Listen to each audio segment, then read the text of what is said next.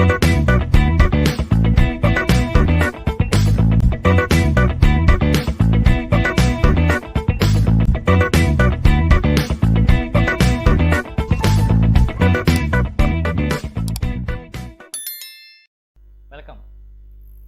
In the previous video, we have seen what is Coulomb's law, how to apply Coulomb's law for two charges and more than two charges.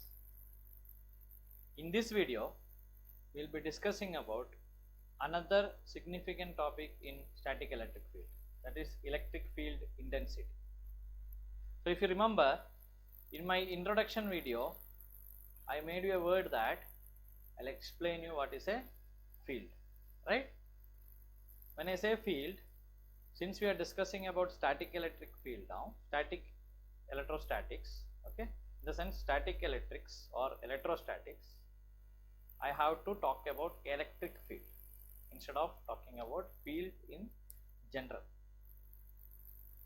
So when I say field, what comes to your mind will be a cricket field, a football field, or either an hockey field, is it not? Yeah, you will remember the quiz also which you have taken in the first week. Okay, now how to technically define a field is what we have to look into, right? Because definition of a field itself is not straightforward. If you take a cricket field, you have its own rules, regulations, dimensions. When you come to football field, it has its own dimensions, right? So each sport has a different kind of field. There are rules, regulations, there are proper boundaries drawn for those fields, kind of. Okay, now technically how will we take those ideas, okay, and understand electric field? That's what we have to see today. So to understand that, I have already introduced you charge, right? A point charge. So similarly, I will consider a point charge. Okay, somewhere here I have a point charge somewhere here. Let it be Q1. Okay, let that charge be Q1. Now what you have to do is, from somewhere, okay, from very far, you try to bring, okay, you try to bring another charge Q2, another charge Q2 to its vicinity. Okay, try to bring Q2 near to this Q1. Let us see what happens. So to explain it in a better way, I have to first assume that, okay, this is positive charge. I am assuming that my Q1 is a positive charge, okay, and Q2 which I am trying to bring to its vicinity is also having some positive magnitude. Is that okay? Yeah. So we are dealing with positive charges.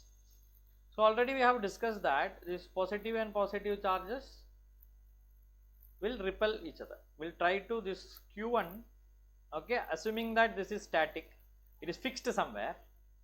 What will happen if I try to bring Q2? What will happen if I try to bring Q2 inside? So when I try to bring Q2, okay, I am bringing Q2, I am traveling somewhere, okay, maybe at this point, okay, maybe at this point, I'll start experiencing a force from this fellow Q1. Getting what I'm trying to say? So this, because we know that from Coulomb's law, the force depends upon square of the distance, right? In the sense indirectly depends upon. What does it mean?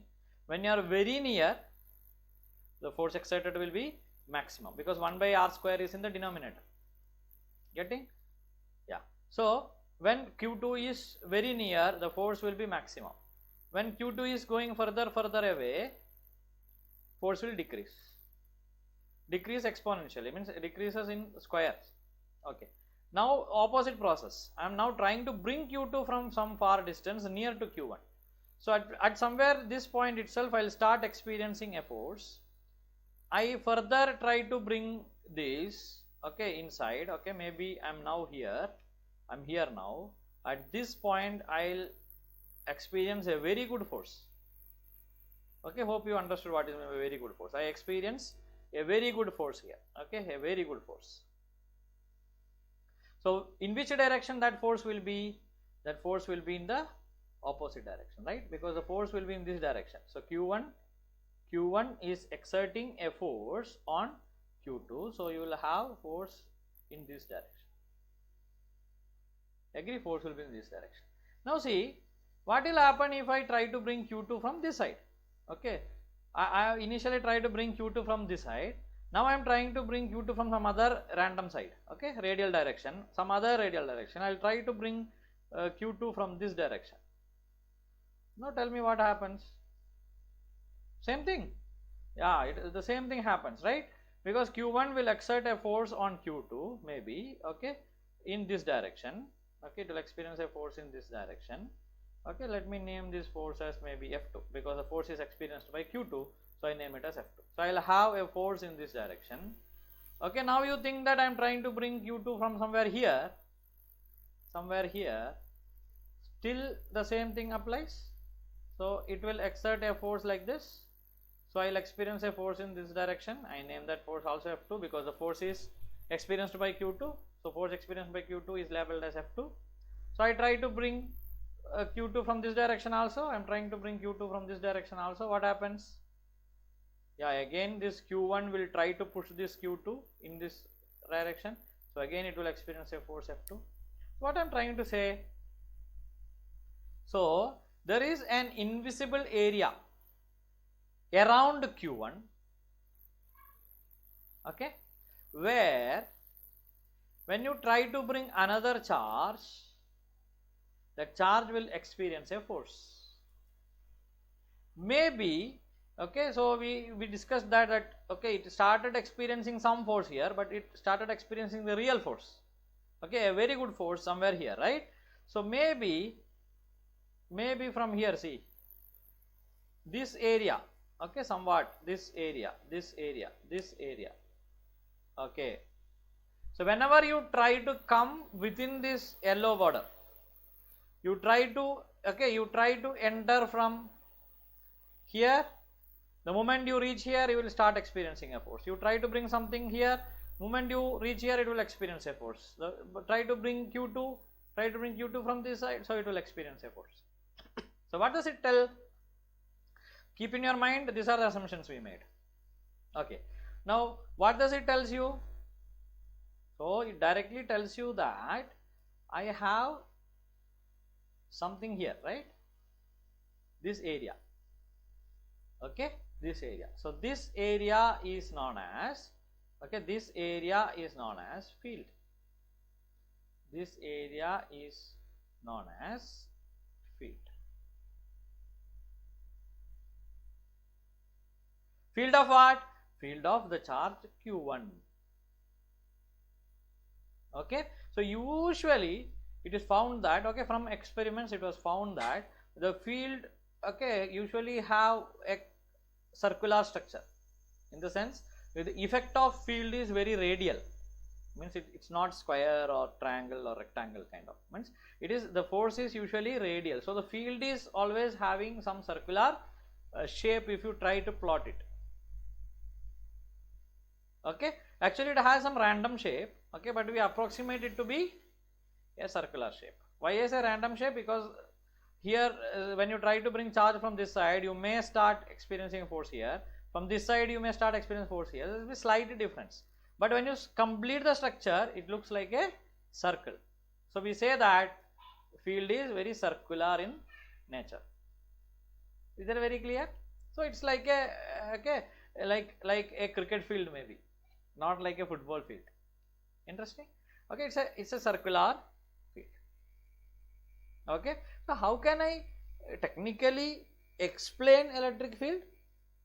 So electric field is space, right? Basically Euclidean space. Okay, so it's a space where a charge experiences a force.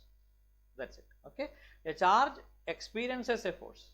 So if a charge is traveling somewhere, okay, and it is traveling, it reaches some point and started experiencing a force. Oh, then the charge realizes that, okay, I reached somewhere near a electric field. still it goes in the same direction, okay, somebody pushes it back. Then it realizes that or confirms that I am exactly in a field. Okay, so hope the concept of electric field is very clear. Okay, now my topic is not electric field, my topic is electric field intensity. So intensity is the word used to represent the force experienced, in the sense, okay, the amount of force experienced. Getting? So how much force? So if I'm going to push you, how strongly I'm going to push you, that feeling is intensity. If intensity is very low, you will get a low push. If the intensity is very huge, you will fly away. So when Q2 is trying to get inside the field of Q1, if the intensity of that particular field is huge, Q2 will be trying to enter slowly, but it will be repelled back very fast because intensity is huge. Okay, if intensity is low, this will be slightly pushed, that's it. Then again it will come to try, it will slightly push. Getting the feeling of it?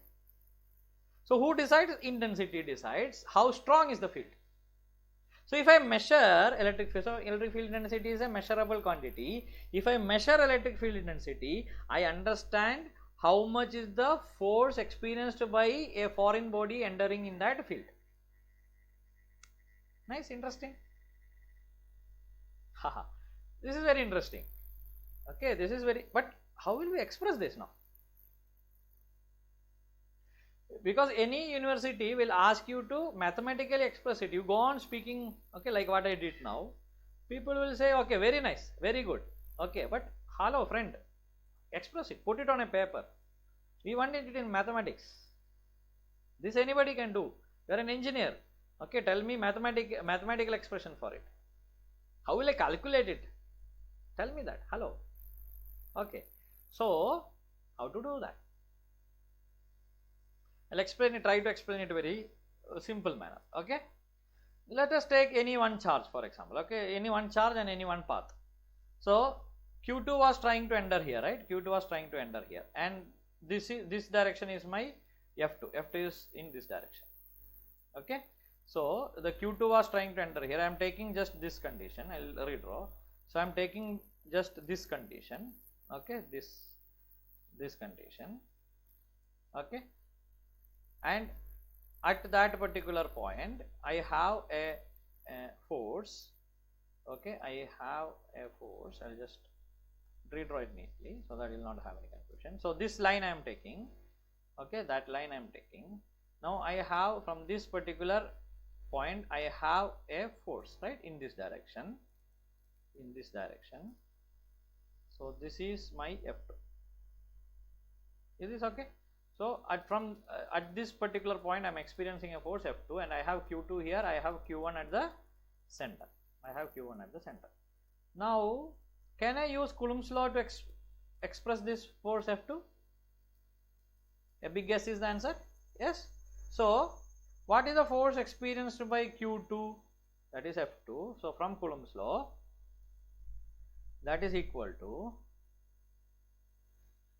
magnitude of Q1, magnitude of Q2 divided by 4 pi epsilon, right, where epsilon is epsilon naught epsilon r. Distance, let us assume that distance is r from Q1 to Q2, r square. So distance I represent as 1, 2, okay, r1, 2. Then in which direction it is? In this direction, okay, F2 direction. So this direction is notated as A12 cap. Now this will be very thorough for you, right? A12 cap. I think these things are very thorough now. Okay, so I can write force experienced by Q2 like this. Okay, so the force exerted by Q1 on Q2 can be written like this using Coulomb's law. Is it not? Now how to write force experienced by Q2 only? So this expression, I will repeat, this expression, okay, to be very clear, is the force exerted by Q1 on Q2. Force exerted by Q1 on Q2. Now I am slightly changing the sentence. What I am asking you, force experienced by Q2, force on Q2. How to write from the same expression force on Q2? Listen, force on Q2. So force is on Q2. Q2 is down. Force is over it. Force is over Q2. Force is on Q2. So how to write force on Q2? So force on Q2 can be written as F2 on Q2. That's it. F2 on Q2. What is F2 on Q2? Q1. So what I just did, I have taken this Q2 to the side. That's it. So see, the theoretical way of explaining changes now. So F2 by Q2. Okay, so F2 on Q2 is Q1 divided by 4 pi epsilon R12 square A12. Understood? So this is the mathematical expression. If somebody asks you, hello, explain it mathematically. Okay, sir, this is the explanation mathematically. Force on Q2, okay, is Q1 by 4 pi epsilon R12 square A12 cap. So the force on Q2 is directly proportional to magnitude of Q1. As I told you, if Q1 is a very high value, then the force exerted will be large. If this Q1 is very small, then Q2 will try to come further near, right? But when it comes very near, only Q1 can push Q2. So magnitude of Q1 matters. So force on Q2 directly depends upon what is the magnitude of Q1 and other factors, and inversely proportional to other factors. Distance matters, right? Even though Q1 is very large, if your Q2 is very far, no effect. So it should come near for the effect. Okay, so it depends upon distance also, and it depends upon other parameters of the medium. Okay, in which angle it is coming, all that. So 4 pi epsilon will take care of that. Okay, those are constant values of the medium which takes care of it. Is that okay? Yeah. Now listen here. This F2 by Q2 ratio is nothing but, okay, I have to represent this by vector. Okay. So in regular classes, usually students correct me this. Okay. So here nobody is there to correct me. So I correct myself. So F2 vector by Q2 vector. So this F2 vector by Q2 is nothing but E vector. Now what is E vector? Nothing but electric field intensity. Beautiful. So electric field intensity is defined as the force experienced by Q2 in this case, or in general I can say electric field intensity is the force experienced by a unit positive charge kept at a point. Is that okay? Yeah. If you want the definition, you can. So this is the definition. Electric field intensity at any point in an electric field is the force experienced by a unit positive charge placed at that point. Okay. So I can write electric field equation, okay, for now. Electric field equation as E vector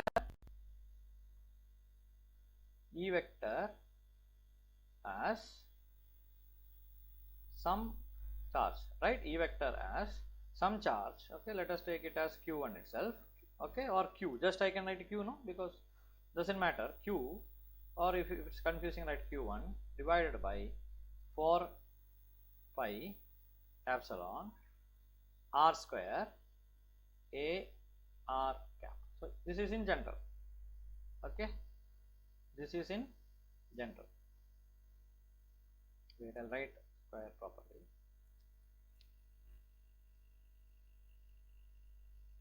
Okay, so E vector is Q1 4 pi R square A R cap. So this is the definition of electric field intensity. So mathematical expression looks like this and statement looks like this.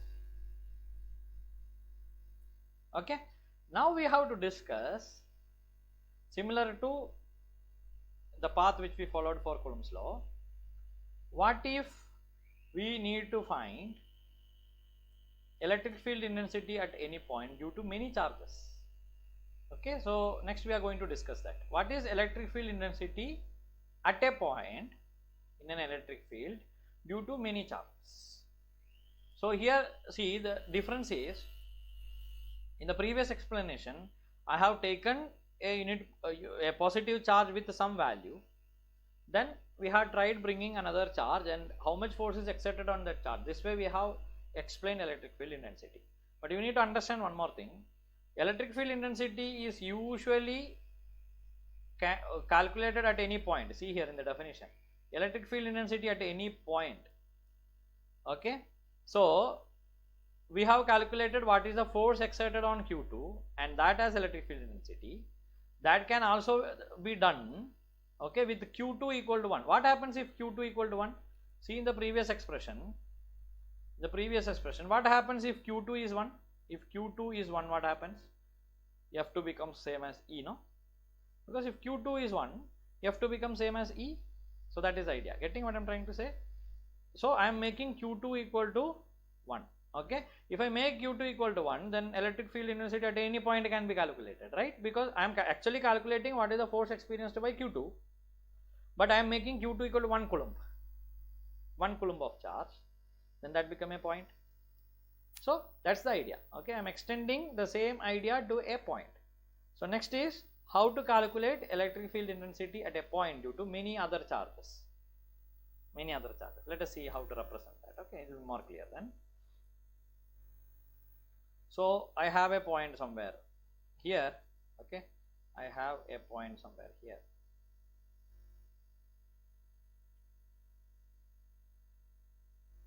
And there are other charges like Q1. Okay, there are other charges like Q1 here.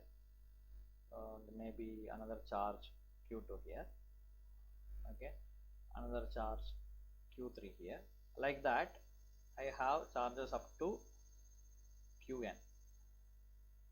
Okay, so you can mark this as dots. Okay, if you want, when you're writing it on the paper, you can mark this as points instead of into marks. Okay, so this is a point. So I need to calculate what is the force experienced, okay, at this point due to Q1. That's the basic idea, no? Because I want to know how much is the electric field intensity at the point P due to this many charges. What do you mean by electric field intensity? The force per charge, right? Force on point P. Actually this should have been some charge, but that charge we have taken 1 coulomb. So the force at this point is same as electric field intensity now. Is that very clear? F2 by Q2 is electric field intensity. Q2 is 1, so F2 becomes same as E. Is it not? So the force experienced by point P is same as electric field intensity. Okay, so this way, from this point, this way, and from finally from Qn. So here all you have so many vectors coming like this. Now how to do this? How to write the expression for this? Okay, now electric field intensity at point P due to Q1 will be similar to this equation. At P due to Q2 will be added. Okay, so we will be applying superposition theorem. So here also the superposition theorem agrees. You can apply superposition theorem. What does it mean? The effect of, okay, Q1 on Q2, Q2 on Q3 can be neglected, in the sense the inner force, right? The force exerted by Q1 on Q2, Q1 on Q3, Q2 on Q3, all that can be neglected when you are calculating what is the total force at point P due to Q1, Q2. Means I can individually calculate force of Q1 at P plus force of Q2 at P plus force of Q3 at P plus force of Qn at P. Getting? Okay. So how can we write? So the total electric field intensity. Okay. So if this is R1, okay. So let me write this as R1. The distance is R1. This distance is R2. This distance will be R3, and this distance will be Rn for that matter. Okay. So if I write, okay, one E1 I will write so that it will be very clear. E1, okay, that is electric field intensity at a point P due to Q1 is Q1 divided by 4 pi epsilon R1 square A R1 cap, right? So similarly E2, okay, what will be E2? E2 will be Q2 divided by 4 pi 4 pi epsilon r2 square a r2 cap. So similarly you can continue for E3, E4, En, etc. So how will I write E in general then? So this will go up to En. Is that clear? Okay. Now how will I write E? So E in general will be E1, right? E1 plus E2 plus up to En. Agree? Right? So I can use, similar to Coulomb's law, for n charges we can use summation, and I can write my E vector as what will be common here? See here, Q1, Q2, AR1, AR2, R1, R2, those things will change according to which charges you are considering. So 1 by 4 pi epsilon is constant. So 1 by 4 pi epsilon will be a constant. This summation of what I have to sum? Some integer I equal to 1 to n. Okay, I equal to 1 to n. Qi divided by Ri square. Agree? Ri square Ari cap. So this is electric field intensity at a point P due to n charges. Okay, so in today's video we have discussed what you mean by electric field, what is electric field intensity, what is the mathematical expression for electric field intensity, and how to find electric field intensity at a point in an electric field if there are so many charges, more than one charge or more than two charges. Hope the concept is very clear. Thank you for now.